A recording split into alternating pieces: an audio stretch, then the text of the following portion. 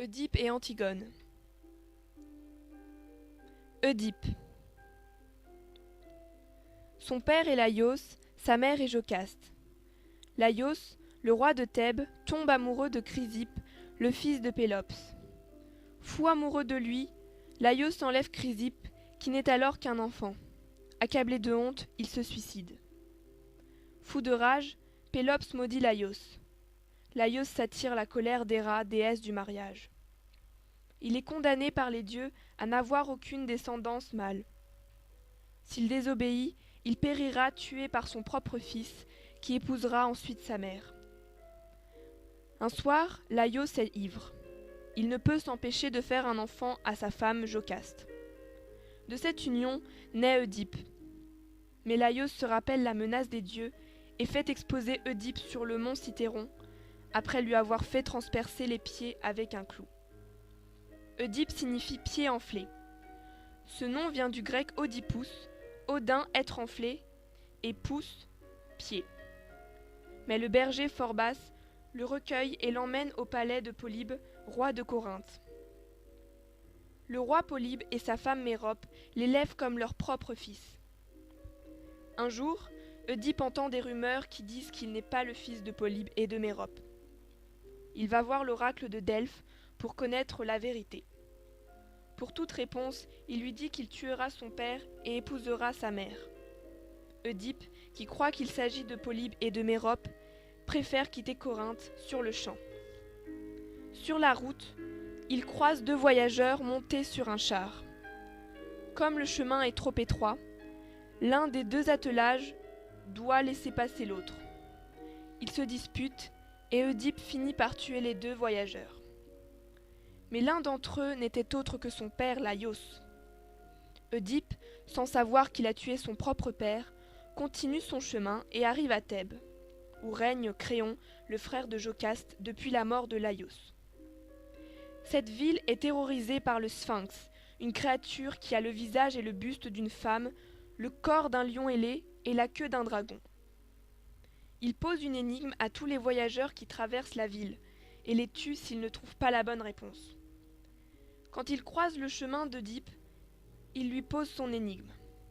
Quel est l'animal qui le matin possède 4 pattes, le midi 2 pattes et le soir 3 pattes? Oedipe trouve la réponse. Il répond « L'homme, lorsqu'il est enfant, marche en s'aidant de ses pieds et de ses mains. Lorsqu'il est adulte, il avance sur ses 2 jambes et, lorsqu'il est vieux, s'aide d'une canne. » Le Sphinx a tellement honte qu'un mortel ait trouvé sa réponse qu'il se suicide en se jetant du haut d'un rocher. Pour remercier Oedipe d'avoir libéré la ville du Sphinx, Créon lui offre le trône de Thèbes et la main de sa sœur Jocaste, veuve depuis la mort de Laïos. Oedipe épouse donc sans le savoir sa propre mère Jocaste. Il a avec elle 4 enfants, 2 fils, Éthéocle et Polynice, et 2 filles, Antigone et Ismène. Oedipe a donc malgré lui accompli son destin. Il a tué son père, Laïos, et épousé sa mère, Jocaste. Quelques années plus tard, une épidémie s'abat sur la cité de Thèbes. L'oracle d'Apollon révéla que le fléau disparaîtra le jour où le meurtrier du roi Laïos sera chassé du royaume. Oedipe, qui ne sait toujours pas que c'est lui qui a tué Laïos, maudit le meurtrier et déclare qu'il sera chassé de Thèbes.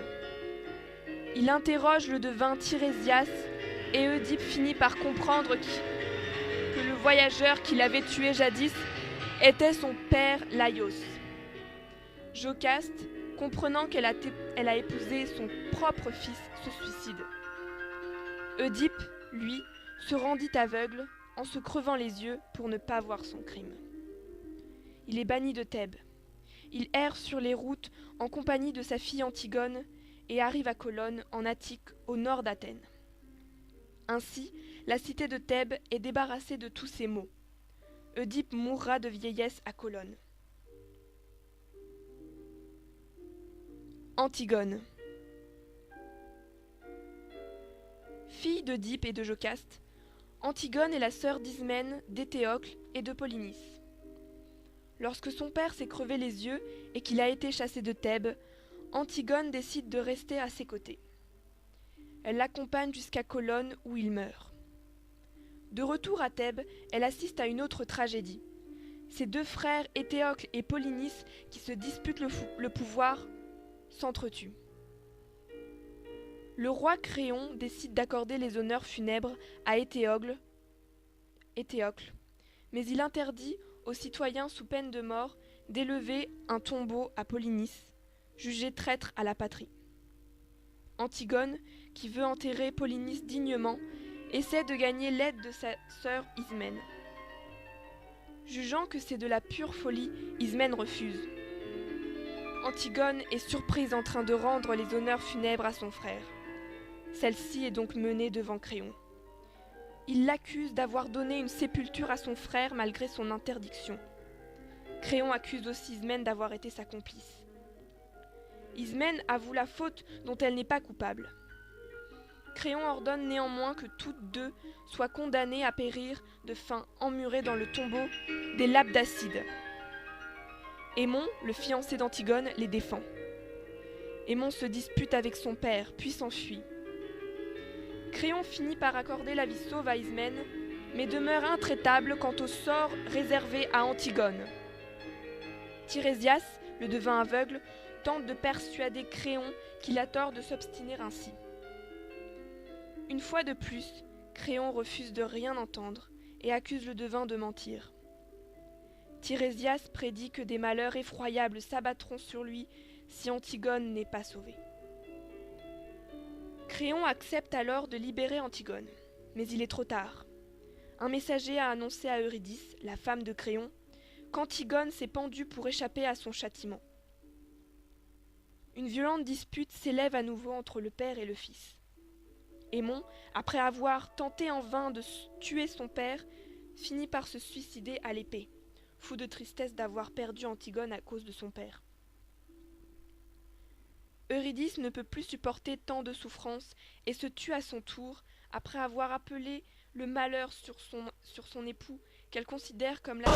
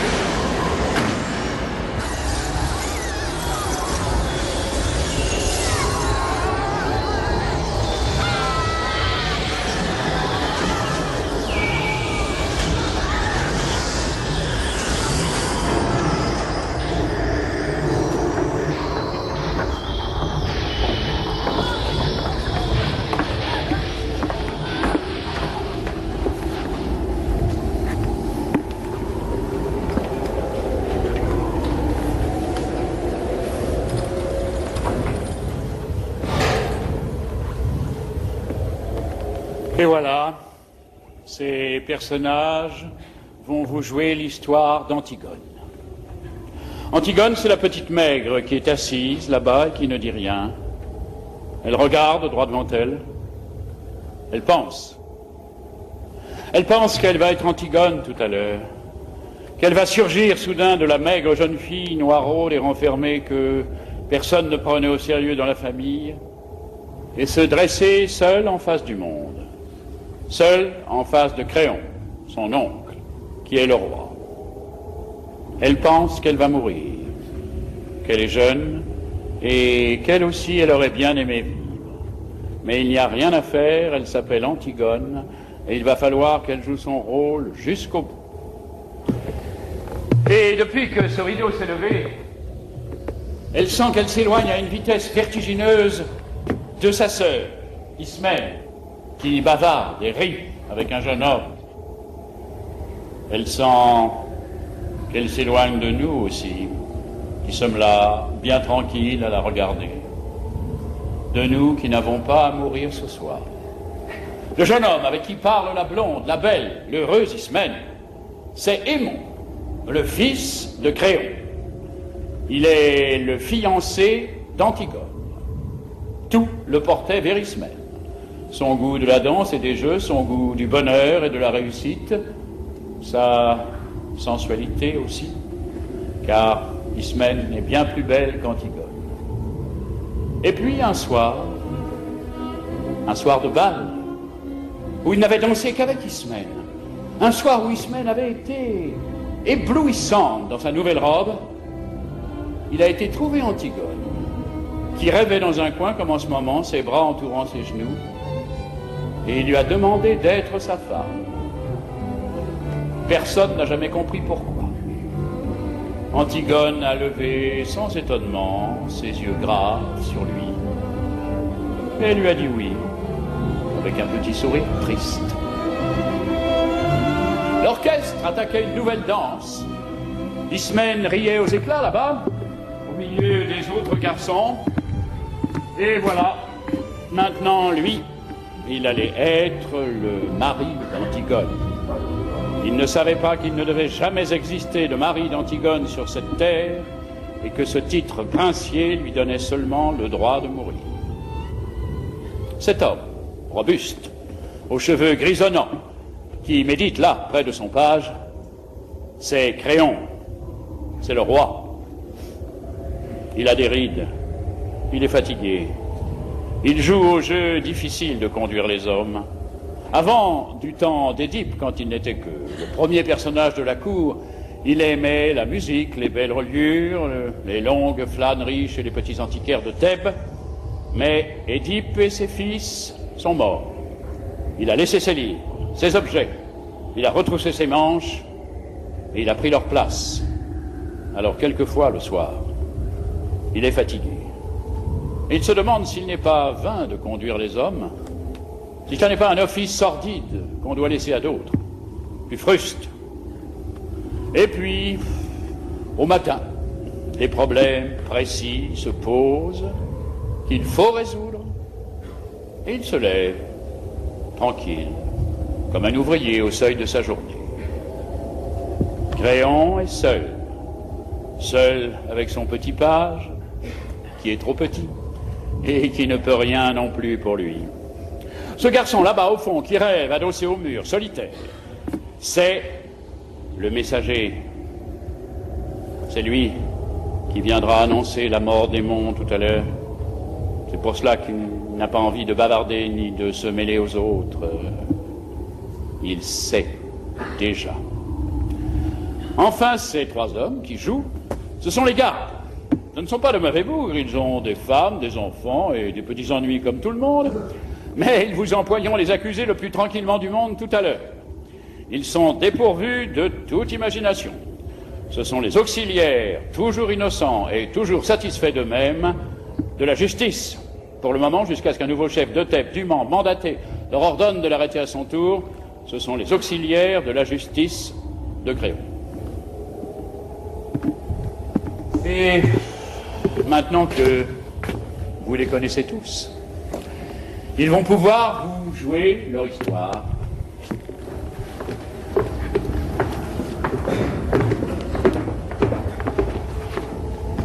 Elle commence au moment où les deux fils d'Édipe, Éthéocle et Polynice, qui devaient régner sur Thèbes 1 an chacun à tour de rôle, se sont battus et entretués sous les murs de la ville. Éthéocle, l'aîné, au terme de la première année de pouvoir, ayant refusé de céder la place à son frère. 7 grands princes étrangers que Polynice avait gagnés à sa cause ont été défaits devant les 7 portes de Thèbes. Maintenant, la ville est sauvée. Les 2 frères ennemis sont morts. Et Créon, le roi, a ordonné qu'à Éthéocle, le bon frère, il serait fait d'imposantes funérailles, mais que Polynice, le vaurien, le révolté, le voyou, serait laissé sans pleurs et sans sépulture, la proie des corbeaux et des chacals. Quiconque osera lui rendre les devoirs funèbres sera impitoyablement puni de mort.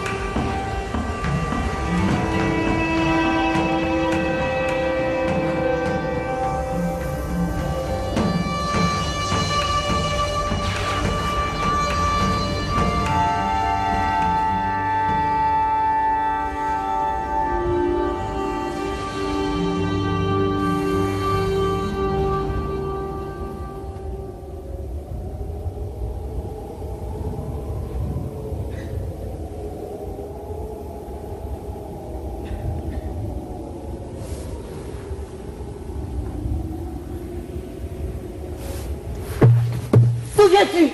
Chut. De me promener. Maurice, c'était beau. Tout était gris. Maintenant, tu ne peux pas savoir, tout est déjà rose, jaune, vert. C'est devenu une carte postale. Il faut te lever plus tôt, Maurice, si tu veux voir un monde sans couleur. Je me lève quand il fait encore noir. Je vais à ta chambre pour voir si tu ne t'es pas découverte en dormant. Et je ne te trouve plus dans ton lit. Le jardin dormait encore, je l'ai surpris, Maurice.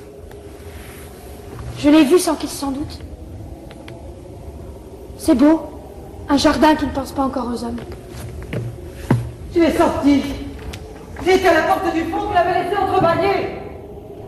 Dans les champs, c'était tout mouillé. Et cela attendait. Tout attendait. Je faisais un bruit énorme toute seule sur la route. Et j'étais gênée parce que je savais bien que c'était pas moi qu'on attendait. Alors j'ai enlevé mes sandales et je me suis glissée dans la campagne sans qu'elle s'en aperçoive. Il va falloir te laver les pieds avant de te remettre au lit. Je ne me recoucherai pas ce matin. À 4 heures. Il n'était pas 4 heures. Je me lève pour voir si elle n'était pas découverte. Je trouve son lit froid et personne dedans. Tu crois que si on se levait comme ça, tous les matins, ce serait tous les matins aussi beau, Maurice? D'être la première fille dehors? La nuit. C'était la nuit. Et tu veux me faire croire que tu as été te promener? Menteuse. D'où viens-tu? C'est vrai, c'était encore la nuit. Et il n'y avait que moi, dans toute la campagne, à penser que c'était le matin. C'est merveilleux, Maurice. J'ai cru au jour la première, aujourd'hui. Fais la folle. Fais la folle. Je la connais, la chanson. J'étais fille avant toi. Et pas commode non plus. Mais dure tête comme toi, non. D'où viens-tu, mauvaise? Non, pas mauvaise. Tu avais un rendez-vous, hein? Dis non, peut-être.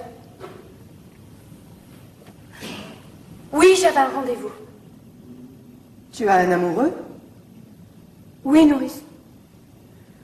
Oui, le pauvre. J'ai un amoureux. Ah, c'est du joli, c'est du propre. Toi, la fille d'un roi. Donnez-vous du mal. Donnez-vous du mal pour les élever, elles sont toutes les mêmes. Tu n'étais pourtant pas comme les autres, toi. À t'attiser toujours devant la glace, à te mettre du rouge aux lèvres, à chercher à ce qu'on te remarque. Qui est-ce? Un voyou, hein, peut-être. Un garçon que tu ne peux pas dire à ta famille. Voilà, c'est lui que j'aime, je veux l'épouser. C'est ça. Hein? C'est ça? Réponds donc, fanfaronne. Oui, Maurice. Et elle dit oui. Miséricorde. Je l'ai eu toute gamine. J'ai promis à sa pauvre mère que j'en ferais une honnête fille. Et voilà. Oh, mais ça ne va pas se passer comme ça, ma petite. Je ne suis que ta nourrice. Et tu me traites comme une vieille bête, bon. Mais ton oncle Créon saura, je te le promets. Oui, Maurice. Mon oncle Créon saura. Laisse-moi maintenant. Et tu verras ce qu'il dira quand il apprendra que tu te lèves la nuit. Et Aimon? Et ton fiancé? Car elle est fiancée. Elle est fiancée et à 4 heures du matin, elle quitte son lit pour aller courir avec un autre. Et ça vous répond qu'on la laisse? Ça voudrait qu'on ne dise rien? Mais tu sais ce que je devrais faire? Te battre, comme lorsque tu étais petite. Nounou, tu ne devrais pas trop crier. Tu ne devrais pas être trop méchante ce matin. Pas crier. Je ne dois pas crier par-dessus le marché. Moi qui avais promis à ta mère. Qu'est-ce qu'elle me dirait, ta mère, si elle était là? Une vieille bête. Oui. Une vieille bête qui n'a pas su me la garder pure, ma petite. Toujours à crier, à faire le chien de garde. À leur tourner autour avec des lainages pour qu'elles ne prennent pas froid. Ou des laits de poule pour les rendre fortes. Mais à 4 heures du matin, tu dors, vieille bête. Tu dors, toi qui ne peux pas fermer l'œil. Et tu les laisses filer, marmotte. Et quand tu arrives, le lit est froid.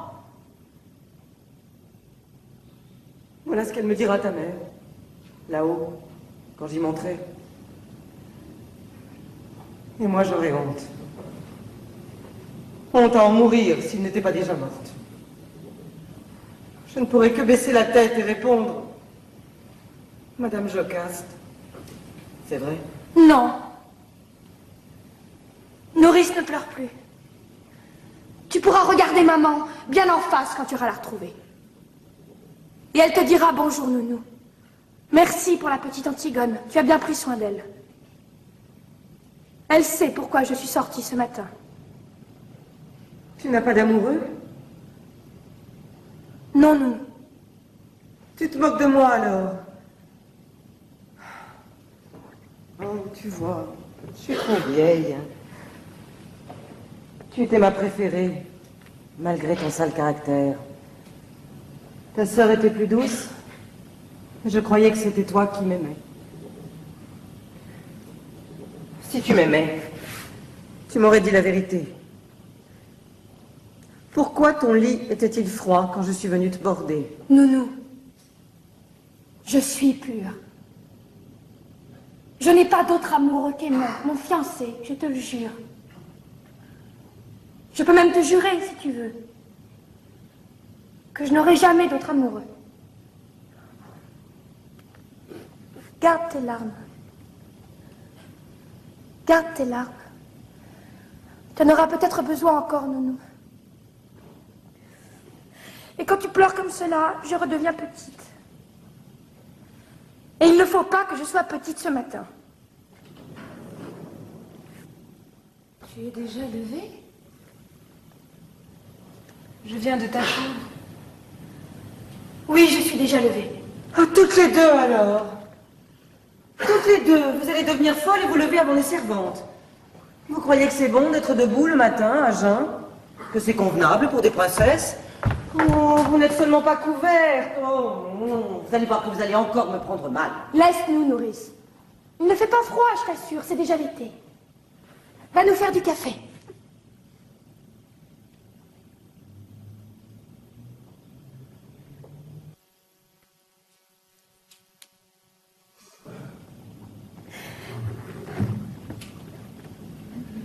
Je voudrais bien un peu de café, s'il te plaît, nounou. Cela me ferait du bien. Sois belle. Quand j'étais petite, j'étais si malheureuse, tu te souviens? Je te barbouillais de terre. Je te mettais des vers dans le cou.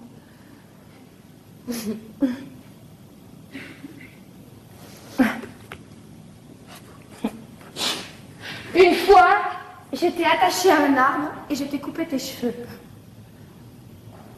Tes beaux cheveux. Comme cela doit être facile de ne pas penser de bêtises, avec toutes ces belles mèches lisses et bien ordonnées autour de la tête. Pourquoi parlais-tu d'autre chose?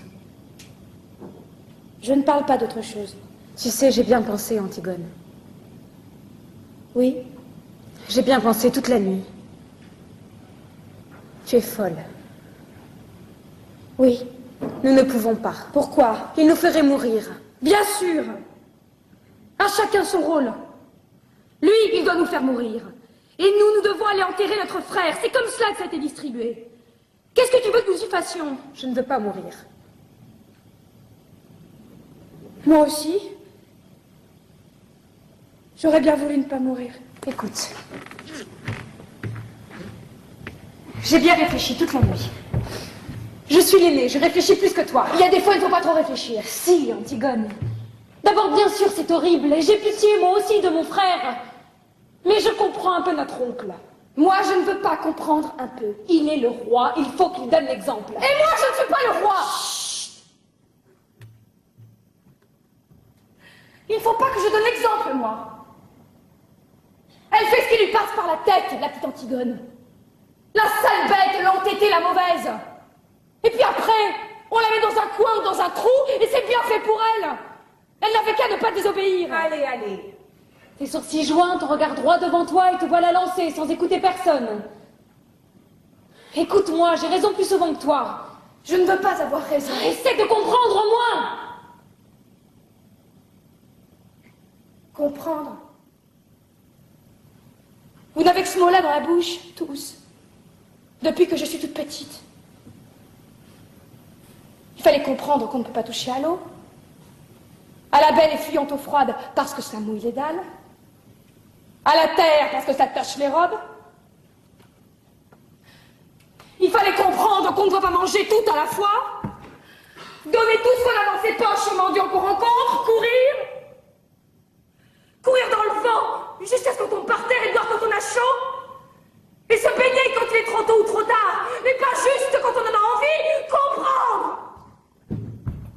Toujours comprendre! Mais moi je ne veux pas comprendre! Je comprendrai quand je serai vieille. Si je deviens vieille, pas maintenant. Il est plus fort que nous, Antigone. Il est le roi. Et ils pensent tous comme lui dans la ville. Ils sont des milliers et des milliers autour de nous. Grouillant dans toutes les rues de Thèbes. Je ne t'écoute pas. Ils nous hueront. Ils nous prendront avec leurs 1000 bras, leurs 1000 visages et leur unique regard. Ils nous cracheront à la figure. Et il faudra avancer dans leur haine, sur la charrette, avec leur odeur et leur rire, jusqu'au supplice. Et souffrir? Il faudra souffrir. Sentir que la douleur monte, qu'elle est arrivée au point où on ne peut plus la supporter, qu'il faudrait qu'elle s'arrête, mais qu'elle continue pourtant et monte encore, comme une voix aiguë. Oh, je ne peux pas. Je ne peux pas. Comme tu as bien tout pensé.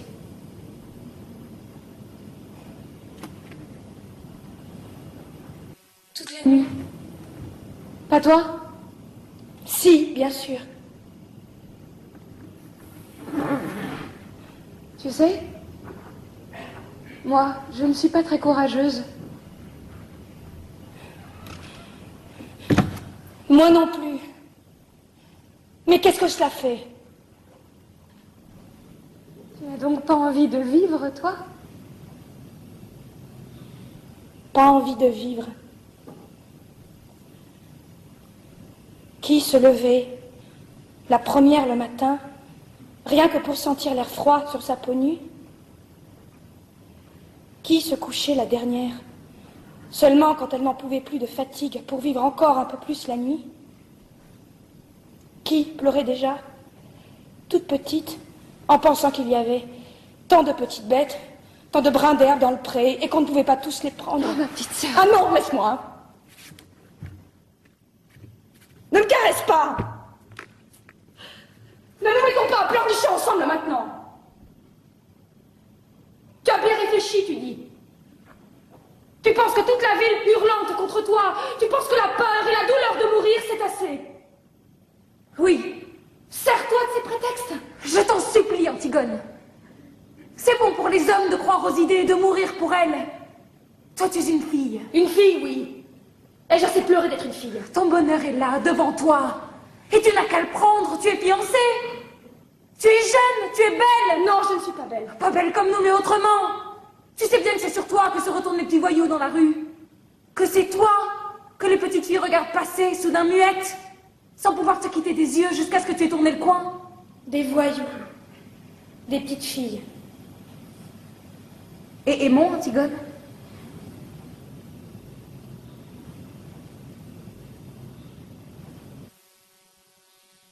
Je parlerai tout à l'heure à Aimon. Aimon sera tout à l'heure une affaire réglée.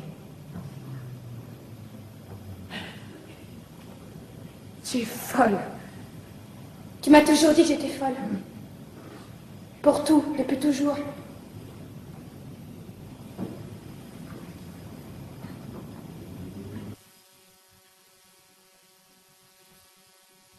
Va te recoucher, Ismène. Il fait jour maintenant, tu vois. Et de toute façon, je ne pourrai rien faire. Mon frère mort est maintenant entouré d'une garde exactement comme s'il avait réussi à se faire roi.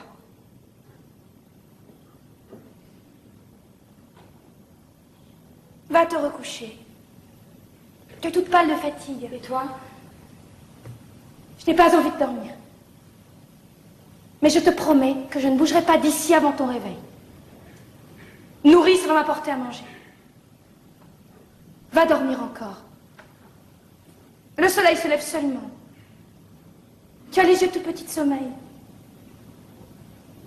Va.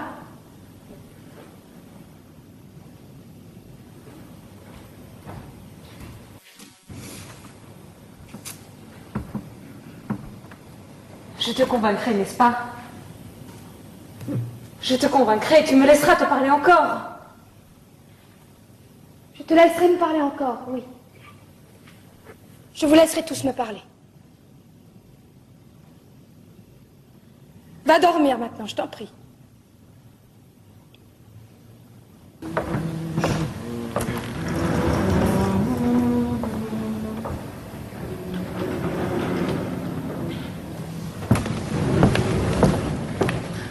Pardon, Raymond. Pour notre dispute d'hier soir et pour tout, c'est moi qui avais tort. Je te prie de me pardonner. Tu sais bien que je t'avais pardonné à peine avais-tu claqué la porte. Ton parfum était encore là et je t'avais déjà pardonné. À qui l'avais-tu volé ce parfum?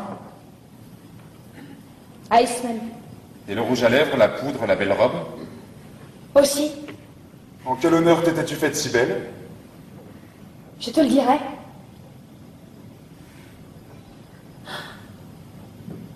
Oh mon chéri, comme j'ai été bête. Tout un soir gaspillé. Un beau soir. Nous aurons d'autres soirs, Antigone. Peut-être pas. Et d'autres disputes aussi. C'est plein de disputes, un bonheur. Un bonheur, oui. Écoutez, mon.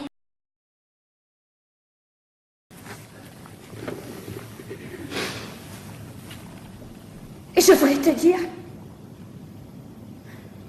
que j'aurais été très fière d'être ta femme. Ta vraie femme. Sur qui tu aurais posé ta main le soir en t'asseyant, sans penser. Comme sur une chose bien à toi. Voilà. Maintenant, je vais te dire encore 2 choses. Et quand je te les aurai dites, il faudra que tu sortes sans me questionner. Même si elles te paraissent extraordinaires, même si elles te font de la peine. Jure-le-moi. Qu'est-ce que tu vas me dire encore? Non, jure-moi d'abord que tu sortiras sans rien me dire, sans même me regarder. Si tu m'aimes, jure-le-moi.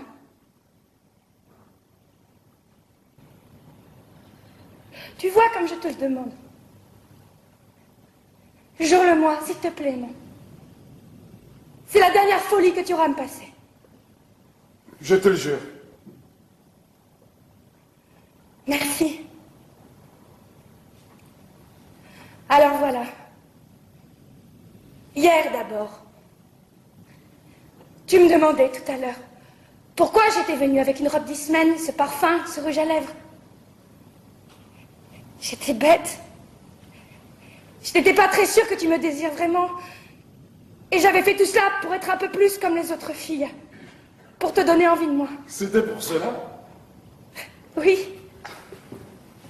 Et tu as ri. Et nous nous sommes disputés.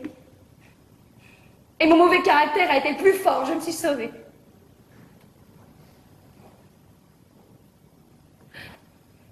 Mais j'étais venue chez toi pour que tu me prennes hier soir. Pour que je sois ta femme avant. Tu m'as juré de ne pas me demander pourquoi, tu m'as juré, moi. Je t'en supplie. D'ailleurs, je vais te dire, je voulais être ta femme quand même. Parce que je t'aime comme cela, moi. Très fort, et que je vais te faire de la peine. Oh mon chéri, pardon. Que jamais, jamais je ne pourrai t'épouser. Tu me l'as juré, non? Sors, sors tout de suite. Si tu pars, si tu fais un seul pas vers moi, je me jette par cette fenêtre, je te le jure, Emma. Je te le jure sur la tête du petit garçon que nous avons eu tous les deux en rêve. Du seul petit garçon que j'aurai jamais. Pars maintenant. Pars vite. Tu sauras demain. Tu sauras tout à l'heure.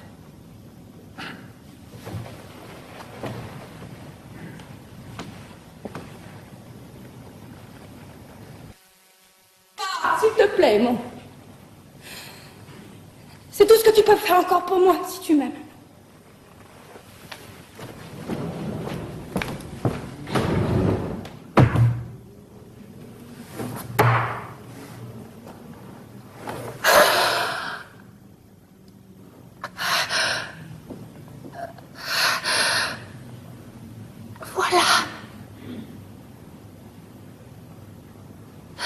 C'est fini pour Raymond, Antigone. Antigone? Ah, tu es là. Oui, je suis là. Je ne peux pas dormir. J'avais peur que tu sortes et que tu tentes de l'enterrer malgré le jour.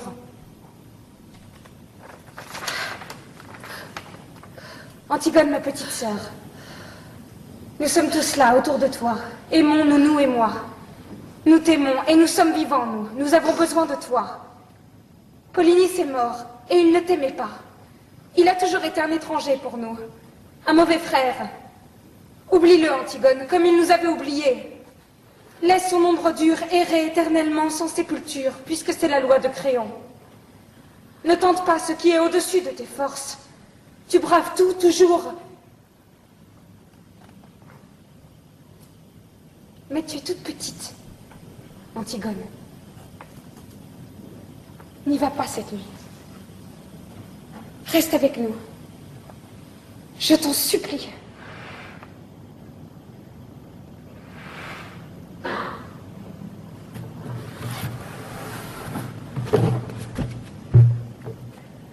C'est trop tard. Ce matin, quand tu m'as rencontré, j'en venais.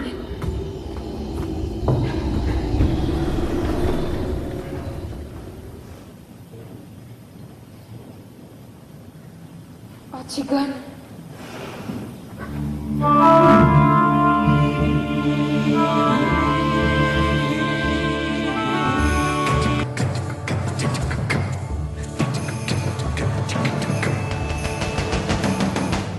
Un garde, dis-tu? Un de ceux qui gardent le cadavre? Fais-le entrer.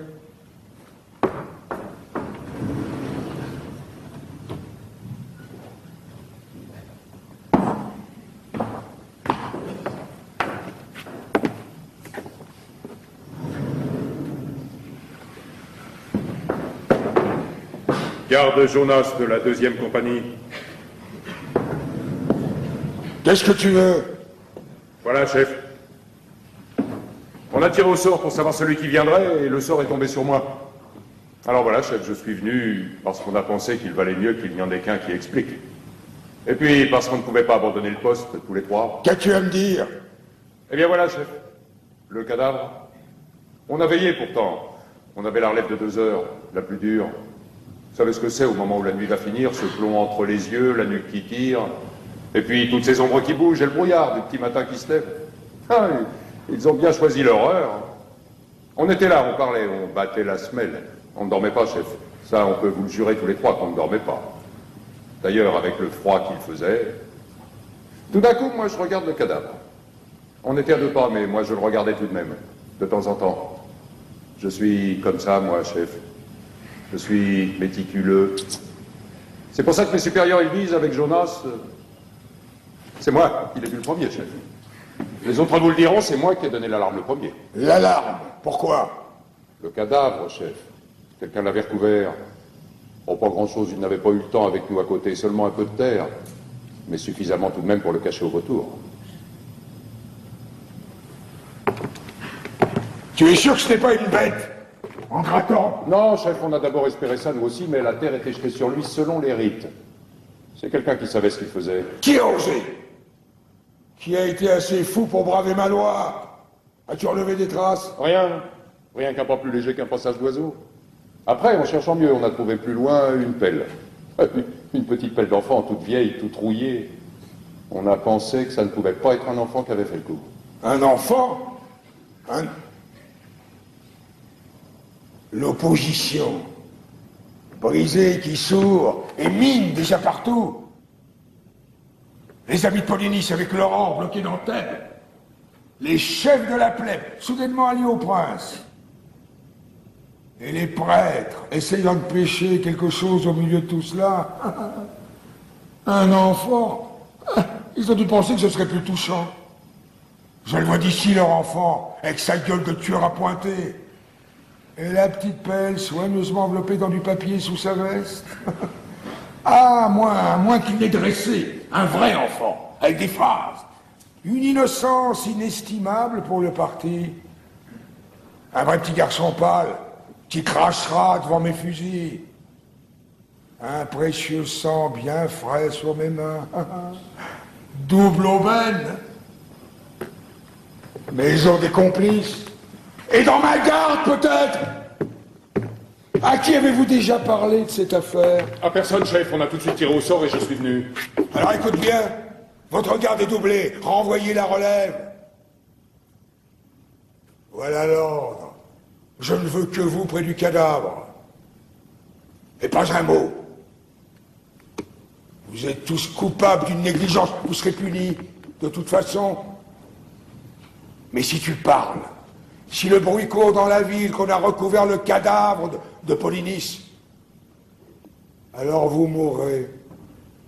Tous les trois. On n'a pas parlé, chef, je vous le jure. Mais moi, j'étais ici. Et peut-être que les autres, ils l'ont déjà dit à la relève. Chef, j'ai 2 enfants. Il y en a un qui est tout petit. Vous témoignerez pour moi que j'étais ici, chef, devant le conseil de guerre. J'étais ici, moi, avec vous. J'ai un témoin. Si on a parlé, ce sera les autres, ce sera pas moi. J'ai un témoin, moi. Alors va vite. Si personne ne sait, tu vivras.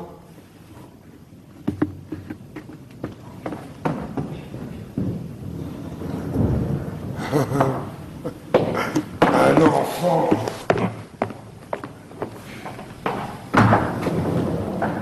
Et voilà. Maintenant, le ressort est bandé. Cela n'a plus qu'à se dérouler tout seul. C'est cela qui est commode dans la tragédie. On donne le petit coup de pouce pour que cela démarre. Rien. Un regard pendant une seconde à une fille qui passe et lève les bras dans la rue. Une envie d'honneur, un beau matin, comme de quelque chose qui se mange. Une question de trop que l'on se pose un soir, et c'est tout. Et après, on n'a plus qu'à laisser faire. Ça roule tout seul. C'est minutieux, bien huilé, depuis toujours. La mort, la trahison, le désespoir sont là, tout près. Et les éclats, et les orages, et les silences. Tous les silences. Le silence quand le bras du bourreau se lève à la fin. Le silence au commencement, quand les 2 amants sont nus l'un en face de l'autre pour la première fois, sans oser bouger tout de suite dans la chambre sombre. Le silence quand les cris de la foule éclatent autour du vainqueur. Et c'est comme un film dont le son s'est enrayé, toutes ces bouches ouvertes dont il ne sort rien. Toute cette clameur qui n'est qu'une image. Et le vainqueur, déjà vaincu, seul, au milieu de son silence. C'est propre, la tragédie. C'est reposant. C'est sûr. Dans le drame, avec ces traîtres, avec ces méchants acharnés, cette innocence persécutée, ces vengeurs, ces terre-neuves, ces lueurs d'espoir, ça devient épouvantable de mourir, comme un accident. Et on aurait peut-être pu se sauver. Le bon jeune homme aurait peut-être pu arriver à temps avec les gendarmes. Dans la tragédie, on est tranquille. D'abord, on est entre soi, et on est tous innocents, en somme. Ce n'est pas parce qu'il y en a un qui tue et l'autre qui est tué, c'est une question de distribution. Et puis surtout, c'est reposant, la tragédie. Parce qu'on sait qu'il n'y a plus d'espoir. Le sale espoir. Qu'on est pris. Qu'on est enfin pris comme un rat, avec tout le ciel sur son dos. On n'a plus qu'à crier. Pas à gémir, pas à se plaindre. Non, à gueuler à pleine voix ce qu'on avait à dire, qu'on n'avait jamais dit et qu'on ne savait peut-être même pas encore. Et pour rien. Pour se le dire à soi. Pour l'apprendre soi. Dans le drame, on se débat parce qu'on espère en sortir. C'est ignoble.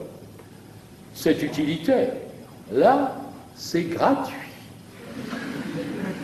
C'est pour les rois. Il n'y a plus rien à tenter. Enfin. Alors voilà, cela commence. La petite Antigone est prise. La petite Antigone va pouvoir être elle-même la première fois. Allez, allez, pas d'histoire. Je vous expliquerai devant le chef. Moi, je ne connais que la consigne. Ce que vous aviez à faire là, je ne veux pas le savoir. Tout le monde a des excuses. Tout le monde a quelque chose à objecter. S'il fallait écouter les gens, s'il fallait essayer de comprendre, hein, on serait pas en train. Allez, allez, tenez-la vous autres. Et pas d'histoire. Moi, ce qu'elle a à dire, je ne veux pas le savoir. Dis-leur de me lâcher avec leurs sales mains, ils font mal. Leurs sales mains. Vous pourriez être poli, mademoiselle.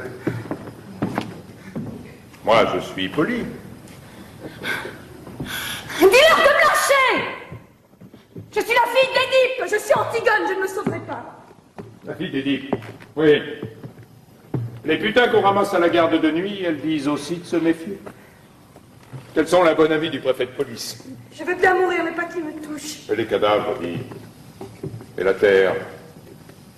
Ça ne te fait pas peur à toucher? Tu dis leurs sales mains? Regarde un peu les tiennes.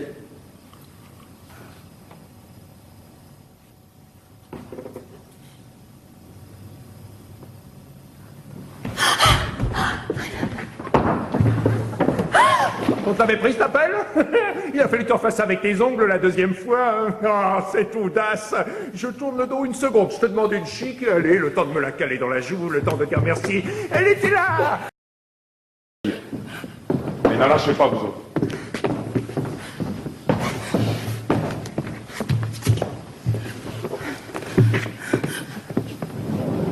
Garde à vous. Lâchez cette jeune fille.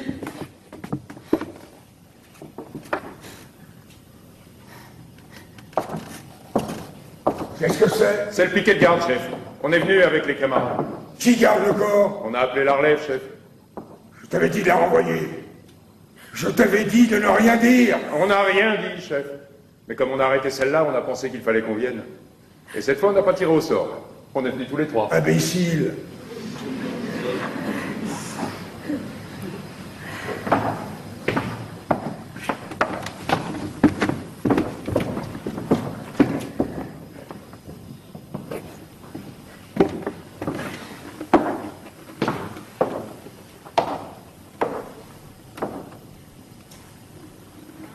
Où t'ont-ils arrêté? Près du cadavre, chef.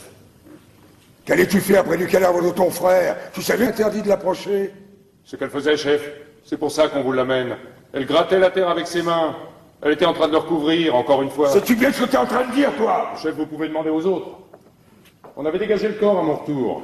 Mais avec le soleil qui chauffait, comme il commençait à sentir, on s'était mis sur une petite hauteur, pas loin, pour être dans le vent. On se disait qu'en plein jour, on ne risquait rien, pourtant, pour être plus sûr, on avait décidé qu'il y en aurait toujours un de nous trois qui le regarderait. Mais à midi, en plein soleil, et puis avec l'odeur qui montait depuis que le vent était tombé, c'était comme un coup de massue. J'avais beau écarquiller les yeux, ça tremblait comme de la gélatine. Je ne voyais plus. Je vais au camarade, lui demander une chic pour passer ça. Non, le temps que je me la cale à la joue, chef, le temps que je lui dise merci, je me retourne, elle était là à gratter avec ses mains. En plein jour.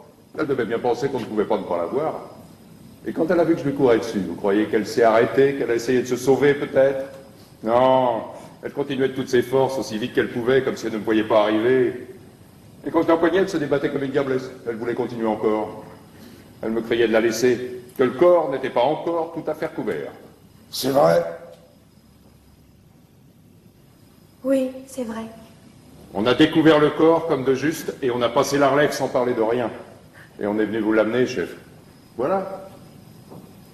Et cette nuit, la première fois, c'était toi aussi? Oui, c'était moi. Avec une petite pelle de fer qui nous servait à faire des châteaux de sable sur la plage pendant les vacances. C'était justement la pelle de Polynice. Il avait gravé son nom au couteau sur le manche. C'est pour cela que je l'avais laissée près de lui. Mais ils l'ont prise. Alors la seconde fois, j'ai dû recommencer avec mes mains. On aurait dit une petite bête qui grattait. Même qu'au premier coup d'œil, avec l'air chaud qui tremblait, le camarade a dit « Bah non, c'est une bête. Penses-tu ?» Je lui dis « C'est trop fin pour une bête. C'est une fille. » C'est bien. On vous demandera peut-être un rapport tout à l'heure. Pour le moment, laissez-moi seul avec elle. Petit, conduis ces hommes à côté et qu'ils restent au secret, jusqu'à ce que je revienne les voir.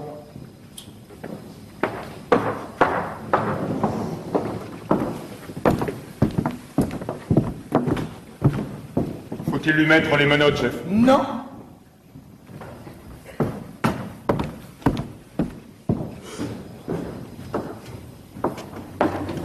Avais-tu parlé de ton projet à quelqu'un? Non. As-tu rencontré quelqu'un sur ta route? Non, personne. Tu es bien sûr? Oui.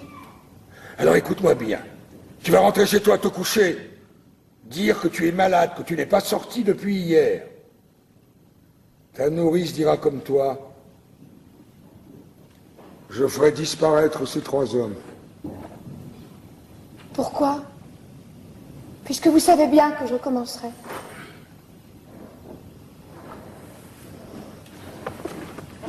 Pourquoi tu tentais d'enterrer ton frère? Je le devais. Je l'avais interdit! Je le devais tout de même. Ceux qu'on n'enterre pas errent éternellement, sans jamais trouver de repos.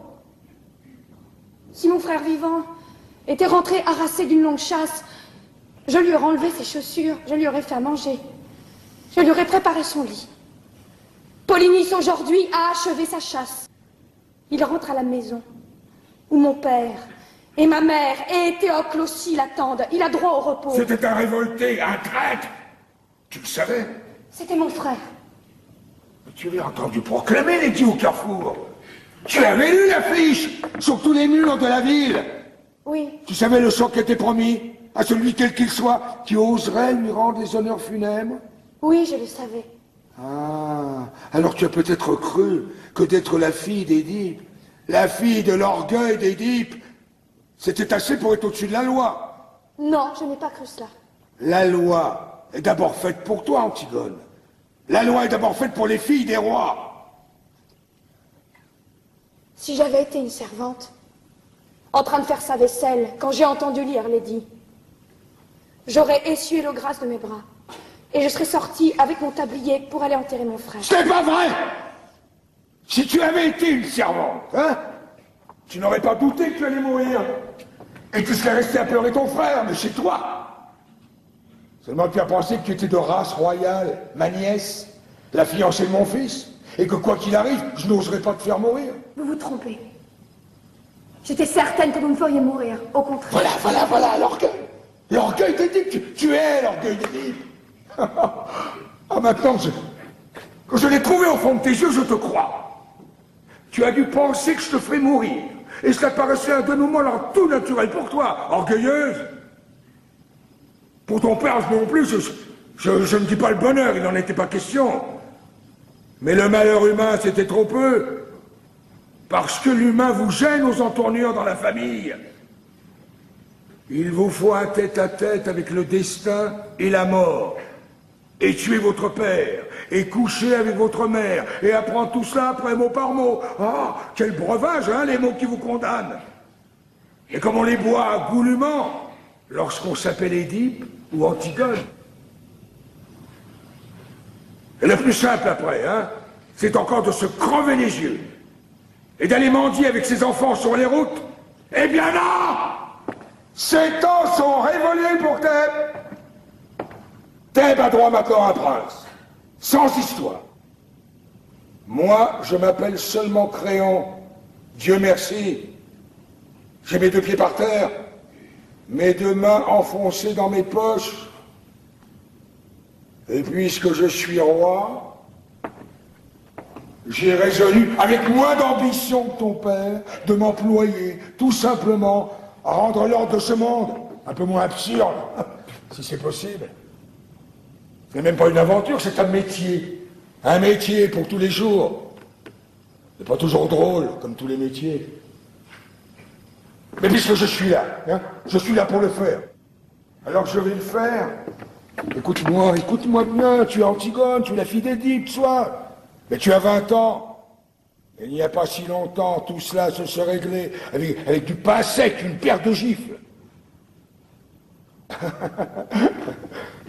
Te faire mourir? Tu ne t'es pas regardé, moineau. Tu es trop maigre.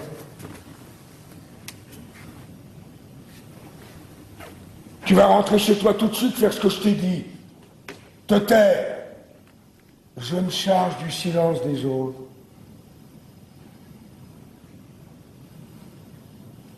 Allez, va!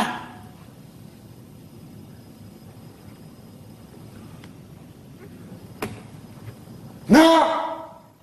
Ne me foudroie pas comme ça du regard. Hein? Tu me prends pour une brute, c'est entendu. Et tu dois penser que décidément, je suis bien prosaïque. Ah. Mais je t'aime. Je t'aime bien tout de même, hein, malgré ton sale caractère. N'oublie pas que c'est moi qui t'ai fait cadeau de ta première poupée, hein, il n'y a pas si longtemps. Antigone, c'est par cette porte qu'on regagne ta chambre. Où t'en vas-tu par là? Vous le savez bien. Quel jeu joues-tu? Je ne joue pas. Tu ne comprends donc pas que si quelqu'un d'autre que ces trois brutes sait tout à l'heure ce que tu as tenté de faire, moi, je serais obligé de te faire mourir. Mais si tu te tais maintenant, si tu renonces à cette folie, j'ai une chance de te sauver, mais je ne l'aurai plus dans 5 minutes. Il faut que j'aille enterrer mon frère, que ces hommes ont découvert. Et je te comprends. J'aurais fait comme toi à 20 ans. C'est pour ça que je buvais tes paroles. J'écoutais du fond du temps un petit crayon maigre et pâle comme toi, qui ne pensait qu'à tout donner lui aussi. Marie-toi vite, Antigone. Marie-toi vite, sois heureuse. La vie n'est pas ce que tu crois. C'est une eau que les jeunes gens laissent couler sans le savoir entre leurs doigts ouverts. Ferme tes mains vite, retiens-la. Tu verras, ça deviendra quelque chose une petite chose, dure et simple qu'on grignote assis au soleil. Les autres te diront que ce n'est pas vrai parce qu'ils ont besoin de ta force, de ton élan. Alors ne les écoute pas. Ne m'écoute pas lorsque je ferai mon prochain discours devant le tombeau de Théocle parce que ce ne sera pas vrai. Rien n'est vrai que ce qu'on ne dit pas. Tu l'apprendras toi aussi, mais trop tard. La vie, c'est un livre qu'on aime. C'est un enfant qui joue à vos pieds. C'est un outil qu'on tient bien dans sa main. C'est un banc pour se reposer le soir devant sa maison. Tu vas me mépriser encore, mais tu verras. De découvrir cela,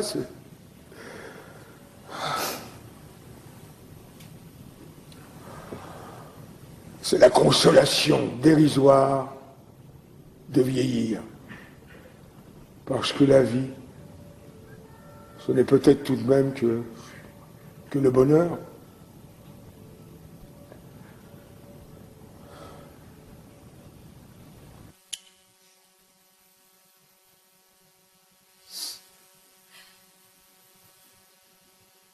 Le bonheur?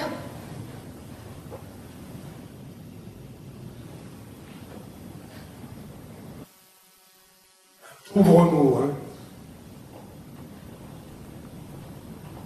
Et quel sera-t-il, mon bonheur?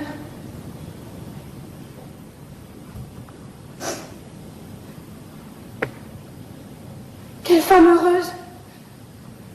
deviendra-t-elle, la petite Antigone? Quelle pauvreté faudra-t-il qu'elle fasse, elle aussi, jour par jour, pour arracher avec ses dents son petit lambeau de bonheur? Dites, à qui devra-t-elle mentir?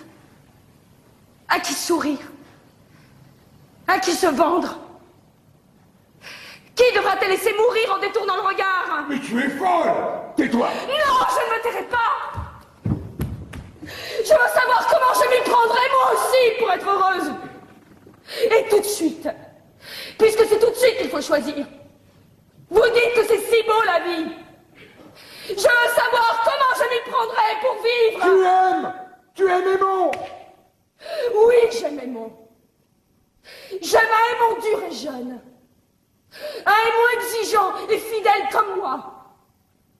Mais si votre vie, votre bonheur, doit passer sur lui avec leur usure,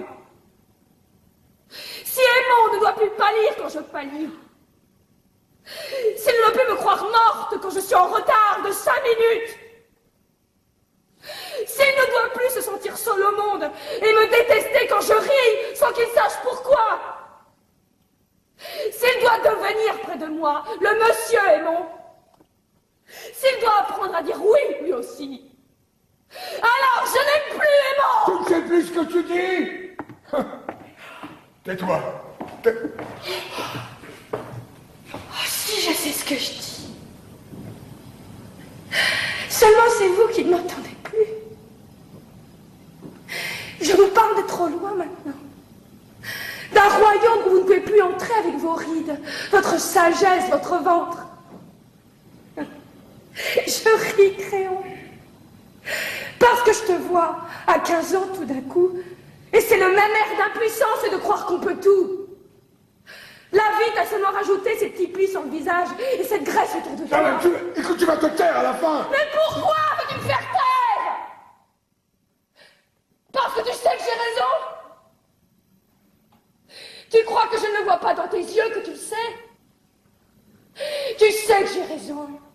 Mais tu ne l'avoueras jamais parce que tu es en train de défendre ton bonheur en ce moment, comme un os. Oui, le tien, et le mien. Imbécile. Vous me dégoûtez tous avec votre bonheur. Avec votre vie qu'il faut aimer coûte que coûte. On dirait des chiens qui lèchent tout ce qu'ils trouvent. Et cette petite chance pour tous les jours, si on n'est pas trop exigeant. Mais moi, je veux tout. Et tout de suite, et entier, ou alors je refuse. Je ne veux pas être modeste, moi, et me contenter d'un petit morceau si j'ai été bien sage. Je veux être sûre de tout, aujourd'hui. Et que ce soit aussi beau que quand j'étais petite, ou mourir. Voilà. Tu commences. Commence comme ton père. Comme mon père. Comme mon père, oui. Nous sommes de ceux qui posent des questions jusqu'au bout.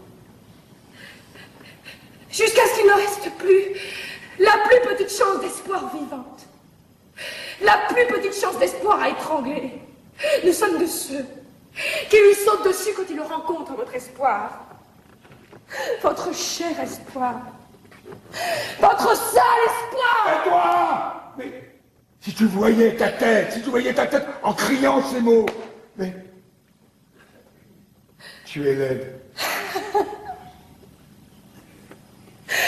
oui, je suis laide.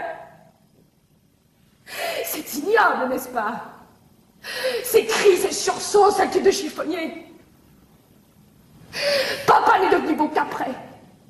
Quand il a été bien sûr enfin qu'il avait tué son père, que c'était bien avec sa mère qu'il avait couché et que rien, plus rien ne pourrait le sauver.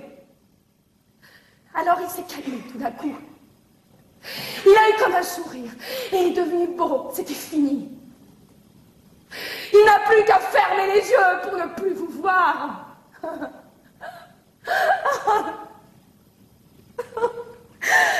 À vos têtes. Vos pauvres têtes de candidats au bonheur. Mais c'est vous qui êtes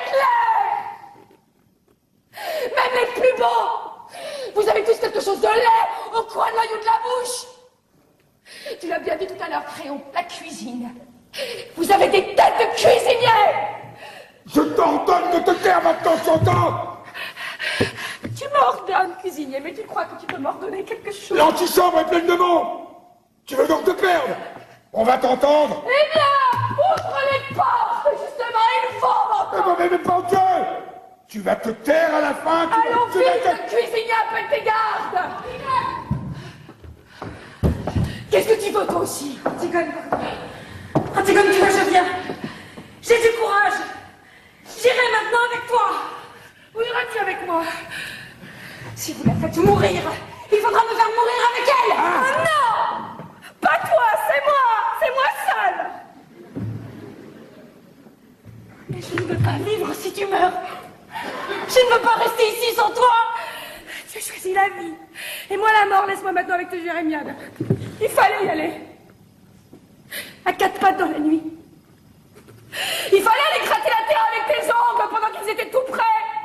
Et te faire empoigner par eux comme une voleuse. Je serai demain.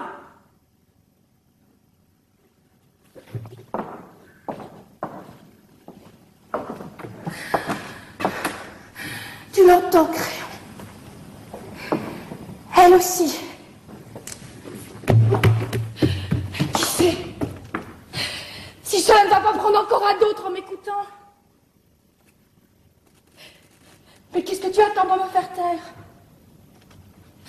Qu'est-ce que tu attends pour appeler tes gardes? Allons, Créon, un peu de courage. Ça n'est qu'un mauvais moment à passer. Allons vite, cuisinier, puisqu'il le faut. Garde! Emmenez-la! Enfin, Créon. Antigone.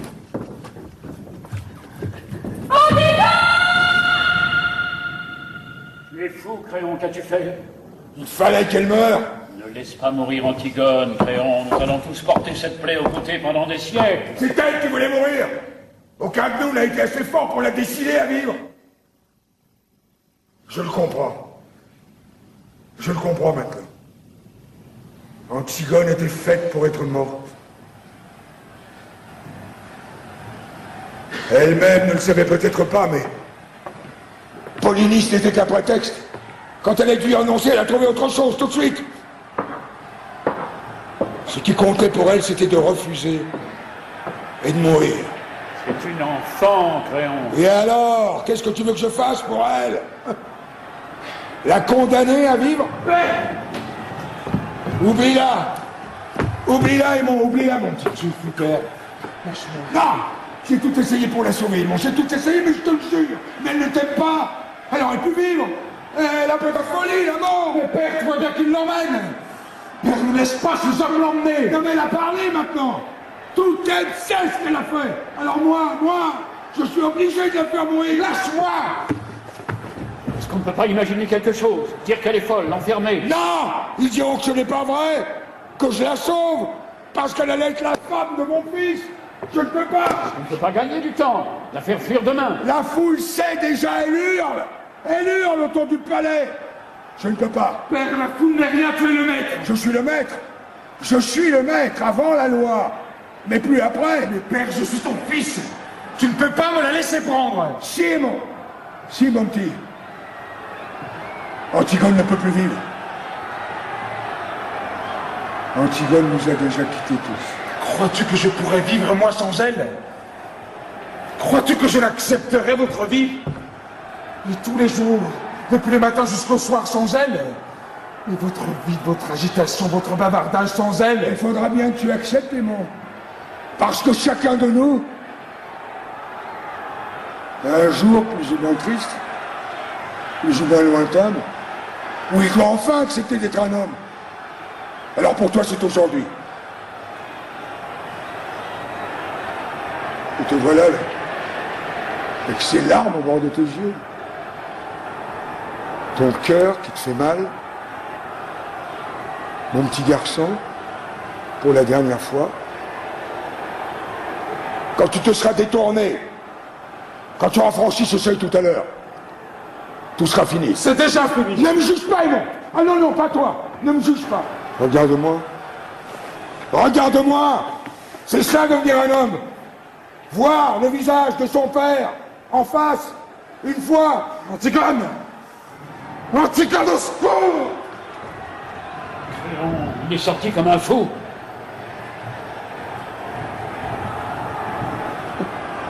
Il l'aime, oui. Léon, il faut faire quelque chose. Je ne peux plus rien. Il est parti touché à mort.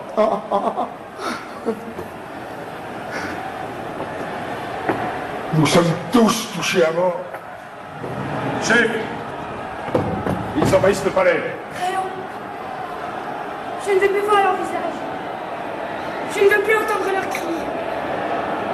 Que ma mort, maintenant, c'est assez. Fais que je ne vois plus personne, jusqu'à ce que ça soit fini. Les gardes! Au pont! Videz le palais! Toi! Tu restes ici avec elle!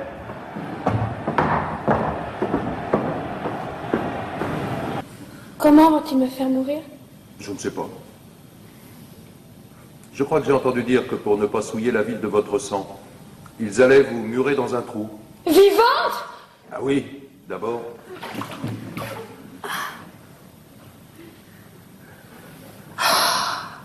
Oh, tombeau. Oh, lit nuptial. Oh, ma demeure souterraine. Toute seule. Aux cavernes de Hadès, aux portes de la ville, en plein soleil. Une drôle de corvée encore pour ceux qui seront de faction. Il avait d'abord été question d'y mettre l'armée, mais aux dernières nouvelles, il paraît que c'est encore la garde qui fournira les piquets. Elle a bon dos, la garde. Hein.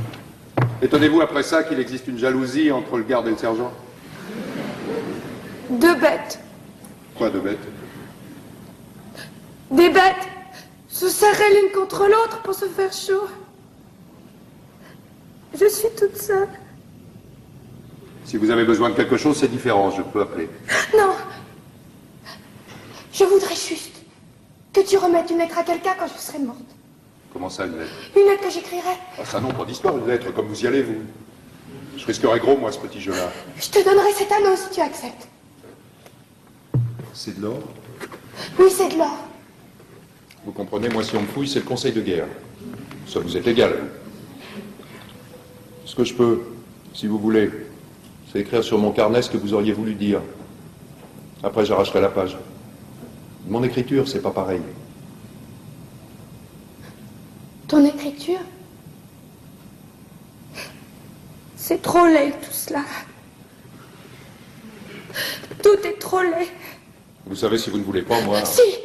Garde la bague et écris, mais fais vite, j'ai peur que nous n'ayons plus le temps. Écris. Mon chéri. C'est pour votre bon ami. Mon chéri. J'ai voulu mourir. Et tu ne vas peut-être plus m'aimer. Mon chéri, j'ai voulu mourir et tu ne vas peut-être plus m'aimer. Et Créon avait raison. C'est terrible. Maintenant, à côté de cet homme, je ne sais plus pourquoi je meurs. J'ai peur. Et Créon avait raison. Oh, Aimant, notre petit garçon. Je le comprends seulement maintenant combien c'était simple de vivre. Dites, vous allez trop vite, comment voulez-vous que j'écrive? Il faut le temps tout de même.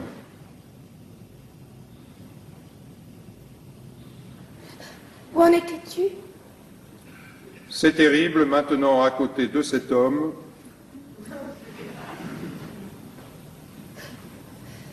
Je ne sais plus pourquoi je meurs. Je ne sais plus pourquoi je meurs. On ne sait jamais pourquoi on meurt. J'ai peur. Non. Raye tout cela. Il vaut mieux que jamais personne ne le sache. C'est comme si il devait me voir nue et me toucher quand je serais morte. Mais seulement... Pardon. Alors je règne la fin et je mets pardon à la place. Oui. Pardon, mon chéri. Sur la petite Antigone. Vous auriez tous été bien tranquilles. Je t'aime. Sans la petite Antigone, vous auriez tous été bien tranquilles. Je t'aime. C'est tout?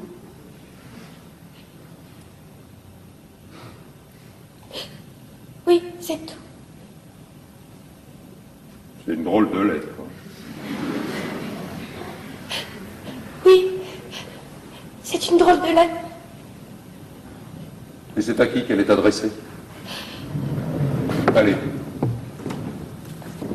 Pas d'histoire.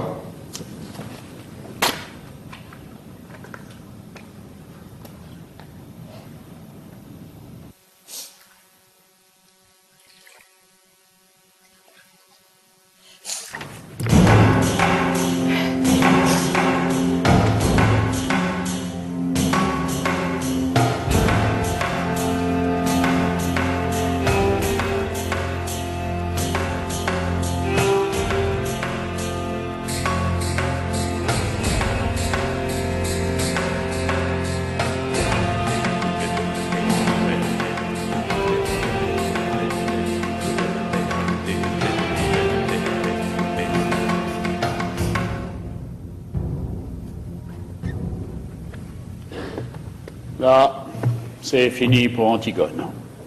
Maintenant, le tour de Créon approche.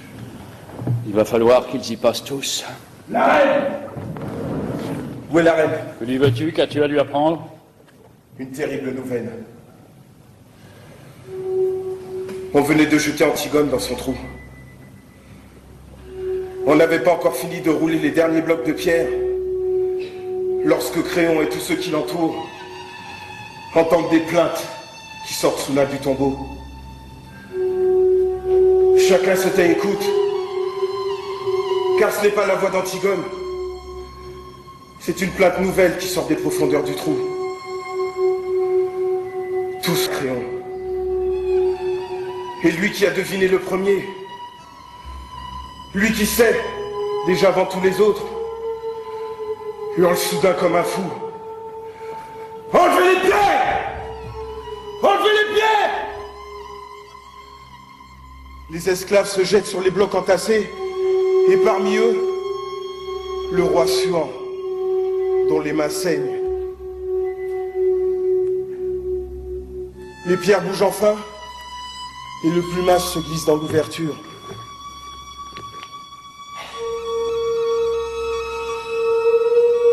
Antigone est au fond de la tombe, pendue au fil de sa ceinture. Des fils bleus, des fils verts, des fils rouges, qui lui font comme un collier d'enfant. Et Aimon à genoux, qui la tient dans ses bras, et gémit, le visage enfoui dans sa robe. On bouge un bloc encore et Créon peut enfin descendre. On voit ses cheveux gris dans l'ombre au fond du trou. Il essaie de relever Aimon. Il le supplie. Aimon ne l'entend pas. Puis soudain elle se dresse. Les yeux noirs. Et il n'a jamais tant ressemblé au petit garçon d'autrefois. Il regarde son père. Sans rien dire. Une minute. Et tout à coup, il lui crache au visage et tire son épée.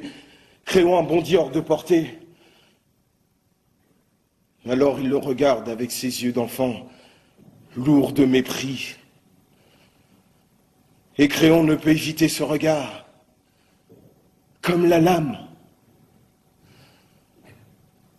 Aimon regarde ce vieil homme tremblant à l'autre bout de la caverne. Et sans rien dire, il se plonge l'épée dans le ventre et il s'éteint à côté d'Antigone. l'embrassant dans une immense flaque rouge.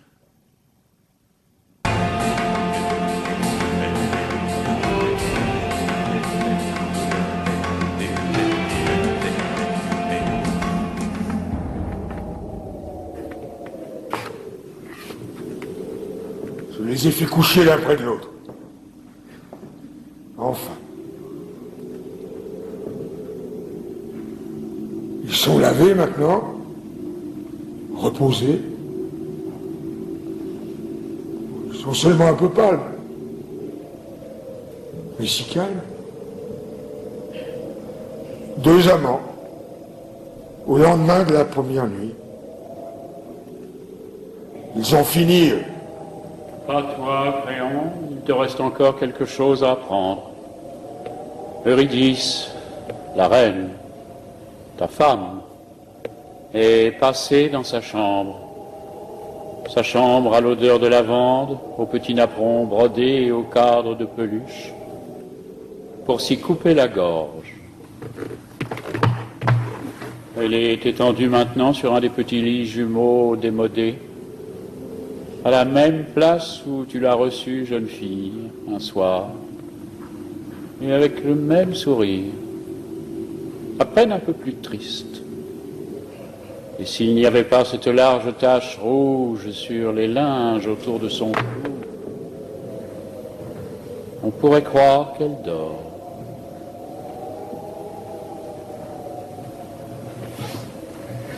Elle aussi.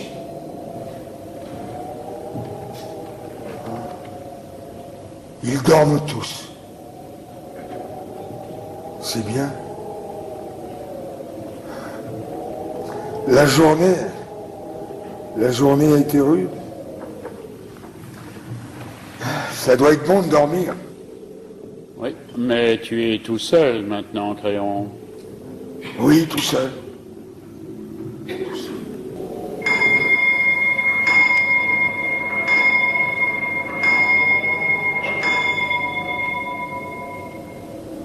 Cinq heures.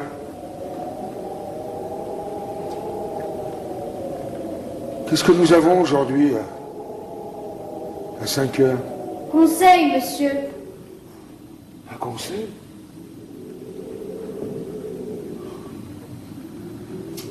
Eh bien, puisque nous avons conseil, petit, nous allons y aller.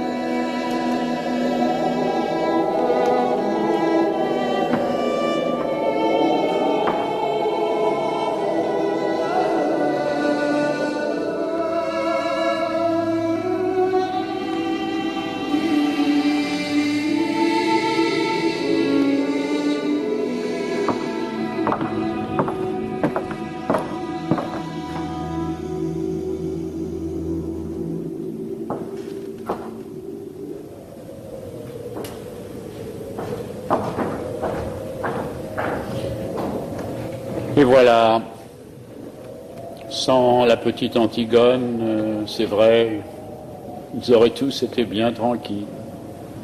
Mais maintenant c'est fini. Ils sont tout de même tranquilles. Tous ceux qui avaient à mourir sont morts. Ceux qui croyaient une chose, et puis ceux qui croyaient le contraire, et même ceux qui ne croyaient rien, et qui se sont trouvés pris dans l'histoire sans y rien comprendre. Morts, pareils, tous, bien raides, bien inutiles, bien pourris. Et ceux qui vivent encore vont commencer tout doucement à les oublier et à confondre leurs noms.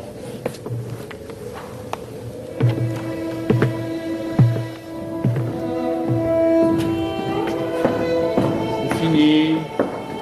Antigone calmée maintenant. Nous ne saurons jamais de quelle fièvre Son devoir lui est remis. Un grand apaisement triste tombe sur Thèbes et sur le palais vide où Créon va commencer à attendre la mort.